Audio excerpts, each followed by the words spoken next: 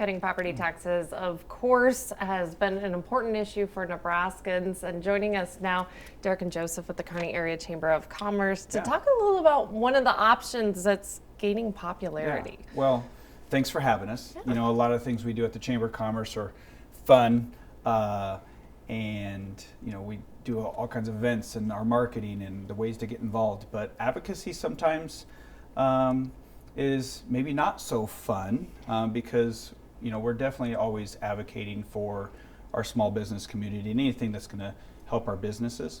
And then we're definitely looking at things that could potentially harm our business community. And the EPIC tax is definitely one of those. If you don't know a lot about it, you can find lots of resources, but basically it's a consumption tax. So anything that you would consume, you would be taxed on that. The carrot that the EPIC people are dangling out there for Nebraskans is to eliminate property tax. The Chamber of Commerce is all about property tax relief. We definitely see the need for that, and our legislature, our former Governor Ricketts and Governor Pillen continue to do a good job to modernize our tax system. And that's evident in the last few years with billions of dollars of tax relief. And so we're confident that that will continue to happen. But to switch to a system that no one else is doing in the country, we think could definitely harm business, as well as just the increase in, you know, things that people are consuming and the percentage that might go. So I brought Joseph with me today to talk a little bit more about the facts of the EPIC option. And so I'll let Joseph take it away.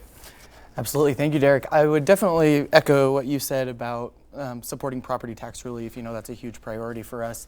However, with the EPIC tax, the devastating impacts of the revenue loss to our community would just be awful. And I think about what this would do to our seniors and our retirement community that have paid income taxes their entire lives, and now to be taxed on consumption, including medical care and nursing homes and all those things. And so a consumption tax would definitely lower the value of their retirement savings. And so that's a piece of it too that really needs to be considered. And you know, when we talk about the business community, that's also a piece of it too. I think a lot of people, you know, there's a lot of numbers out there. So what is this? What is the sales tax going to be increased to? Because you're going to have to make up for a budget shortfall if you eliminate property tax. And some of the numbers I've heard from the EPIC option, people are more around. It might climb up to like 8%. Well.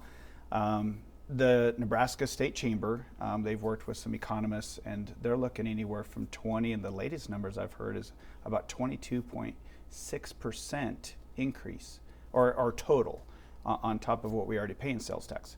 And so I've got just a fun scenario with it applying to new goods. So if you just look at big purchases, and I've got an example with a new home purchase, $300,000 home.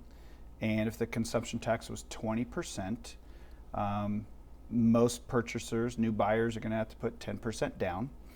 And so they're going to bring $30,000 for a down payment, $60,000 to pay for the consumption tax, $54,000 to pay for the consumption tax on their $270,000 mortgage, plus payment for the closing costs, title insurance, transfer fees. Because part of the consumption tax is now they're going to tax services as well that aren't typically taxed. And so at the end, they're going to need nearly $150,000 at closing to buy a $300,000 home, and they're only going to walk away with $30,000 of equity of that down payment. And so that's just another scenario. I mean, I can't imagine being a young family. They're not going to have that kind of cash sitting in their bank. And so that's going to make things really challenging for anybody. And again, it is based on new goods. I believe it also is going to take millions of dollars to just restructure our tax system. And so I don't think people have thought about that either. So again, if there's a way to help our property taxes and decrease those, absolutely, we're all for that. But the Chamber of Commerce has been a long-standing advocate to never increase sales tax. We want pro-business legislation, and we've had that the last few years, and hopefully we'll continue that. Anything else to add, Joseph? Yeah, you mentioned, young families moving to the area, and as a Chamber of Commerce, we work to, retain our workforce and attract talent to the area. And, the EPIC consumption tax assumes growth, but there's no mechanism to do that with this. And so the state's trying to attract human capital, and with a consumption tax, that's just going to be really challenging for us as a state. Yep. I think all in all, if people have questions, feel free to reach out. We actually have a webinar Friday morning, and so that'll be informative. But definitely reach out and contact myself or Joseph at the Chamber. We can provide you with some resources, some facts, and obviously no one knows maybe the end result, right? Again, this is brand new. There's not another, 49 states aren't doing it, and I think just in Nebraska, I'm not sure if I want to be the guinea pig to start this whole brand new tax system. So, I applaud and had a lot of empathy for our state legislatures. They're doing a wonderful job, and this is a definitely creative, innovative way to look at some tax relief, but I'm not sure if it's ready to, exactly go prime time yet with it.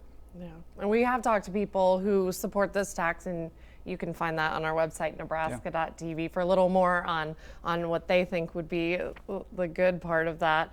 Yep. Let's talk about a longtime employee in your office. Yeah, so regretfully, we've got a longtime employee, Elda Rogers, which most people know Elda and Ron. They lived in our community for many years, have children and grandchildren, and done a lot of neat things. Ron was instrumental in bringing air service to the Kearney community. And so at the end of the day, Elda decided to hang it up after 20 plus years. She started in October of 2000.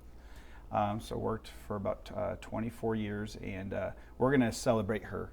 Her hard work, dedication. She has left a legacy, and we're going to, we have a void now of our historian that's leaving the chamber, but we want to celebrate her. So on March 1st at 5:30, I would invite anyone that wants to attend. But we're going to celebrate her at Birdies and Brews, and so North Kearney there, and have some food and have some fun, and just great way to celebrate her for her 24 years of commitment to the Kearney Area Chamber of Commerce. All right, well, congratulations to her, and thank you both so much for joining me. Yep, absolutely, thank you. We'll be right back.